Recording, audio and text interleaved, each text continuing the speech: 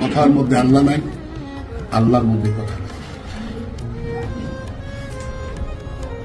কথাটা বুঝছ? যে মুর্শিদ প্রাপ্ত হয়ে যায়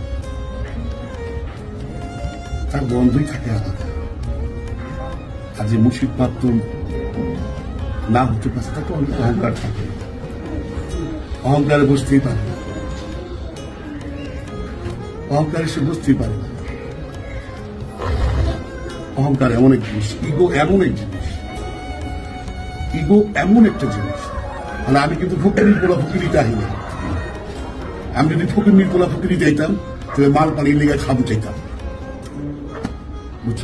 আমার স্ট্যাটাস জমিদার বংশ, বাবা জাহাঙ্গীর হাজার হাজার কোটি টাকা ফালাই নিয়ে এই ফকিরি চাইছে। মানে ফকির পোলা তো ফকিরি মূল্য বুঝবে না, অবৈধ লোক তো বুঝবে না। তুই একটু বিটার মায়া ছাড়তে পারিস না, দুনিয়ার মায়া ছাড়বি গেলে। কমন সেন্স, এটা কমন সেন্স। আমি আমার এই বাড়ির টুক মায়া ছাড়তে পারি না, দুনিয়া ছাড়ুন কেন? আসলে বুঝছো, মুখে বলা সহজ, যে অন্তর ত্যাগ করি সে অন্তরই জানে। আর ওই অন্তরে জানাটাই যার জানা সে জানে। অন্তরের মধ্যে নিয়োগ করি, কত রকমের নিয়োগ, তার দুই নিয়তে হয়েছে না। আল্লাহ তো দেয় মানুষের মনের নিয়তটা দেখে। আল্লাহ কি দেখে? মানুষের মনের নিয়ত দেখে। সুফি সাদা যায় না। সুফি কে জানিস? সুফি হল যে নিজের আত্মপরিচয় পেয়েছে।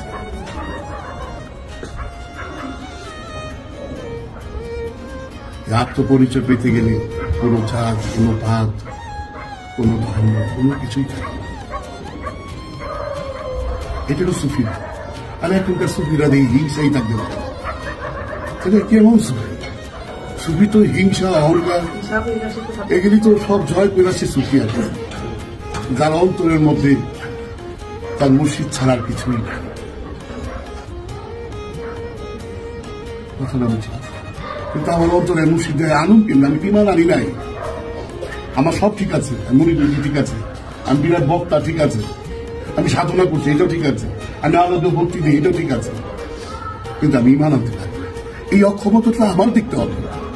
আমার কি কি অক্ষমতা, এটা ছিল আমি তো আমারটা আমার ঠিক করতে হবে। নিজে নিজে ঠিক করতে চাও, নিজে নিজে ইমান ধারণে কিন্তু শয়তানের নিয়ে যায়।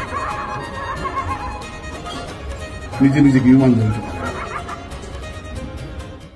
আমি দিন পূজা করি, গুরু ছাড়া কোনো উপায় নাই, কোনো উপায় নাই।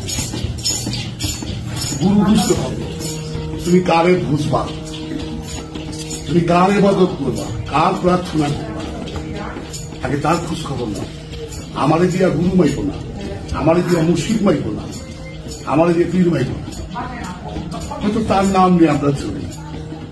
বুঝছ? গুরু সেই যে অন্ধকার থেকে আলোতে আনে, সেই গুরু। গুহ অর্থ অন্ধকার, রুহ আলো, একটা ফার্সি শব্দ, একটা আরবি শব্দ। গুহ হল ফার্সি আর রুহ হল আরবি। আর মুর্শিদ, মুর্শিদ হইল আরবি শব্দ, মুর্শিদ হইল পথ প্রদর্শক। তাকে বলছে সিরাতুল মুস্তাকিম, সেই দেখাবে কে মুর্শিদ। মুর্শিদ এরকম হইতে হইত। পীর, পীর শব্দের অর্থ হইল যে আত্মজ্ঞানীর উপরে বিদ্ধ, বিদ্ধ আত্মজ্ঞানী। মানে আত্মজ্ঞানীর উপরে তার অনেক বয়স হয়েছে, লোকটা বিদ্ধ আত্মজ্ঞান। এখন কি বুঝতে হবে? আপনারা কি করছেন জানেন? আপনারা অহেদ মানেন, অহেদ আল্লাহ মানে, কিন্তু আল্লাহ সে কোরআনে বলছে কুল আল্লাহু আহাদ। আহাদ কি? আমরা সবাই জানি উনি অহেদ, এক রূপ। উনি এও বলছে আমি আহাদ, আমি অখণ্ড। এই অখণ্ড মানা না মানা নিয়েই হইল একটা দ্বন্দ্ব। কথাটা বুঝছো? আল্লাহ কিন্তু একেও আবার অনেক।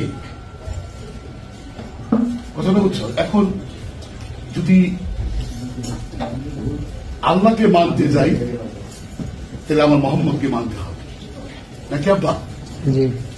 আল্লাহরই আরেকটা রূপ, সেটা হলো আহাদ রূপ। এই আহাদ রূপটাই হইল মোহাম্মদ।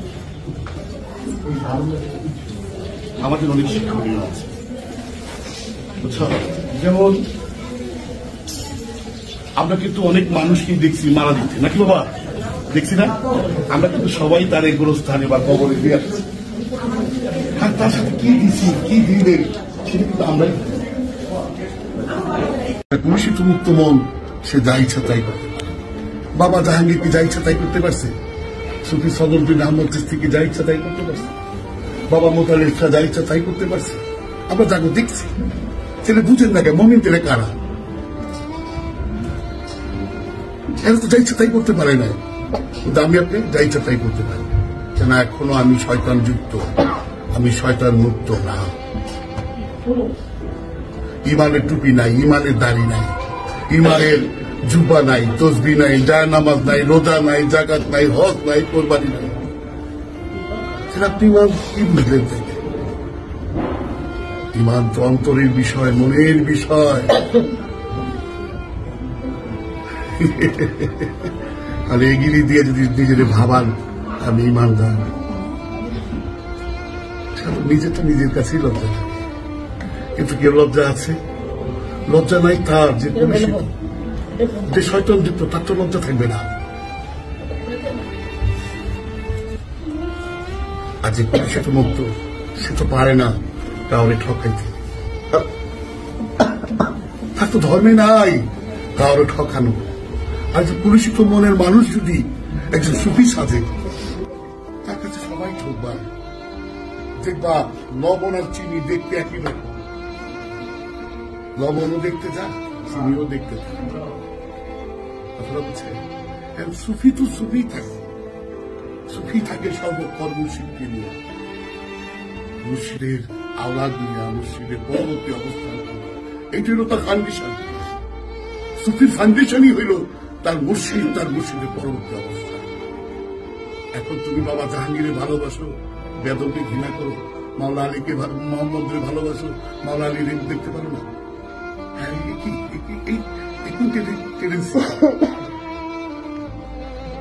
এটা কেন? এটা তো ঠিক হয় না। এটা তো পীর ফকির মানে আধ্যাত্মবাদীতে এগিয়ে দেয়। অহংকারকে বিনাশ করে তারপরে নিয়ে আনছি। এখন দিয়ে অহংকার ভালোবাসলে কি হবে? আমরা নামাজ সবইতে ইবাদত করি, কিন্তু ইবাদতের মধ্যে কে দেখছো?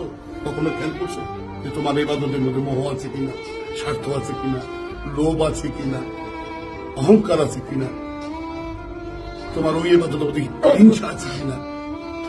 কখনো দেখছো? কখনো ওদের ইবাদতটা সিস্টেমটা দেখা যায়।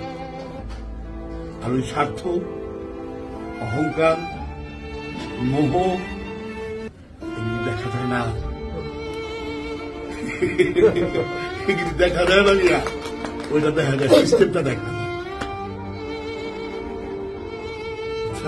সিস্টেম তো আমার না।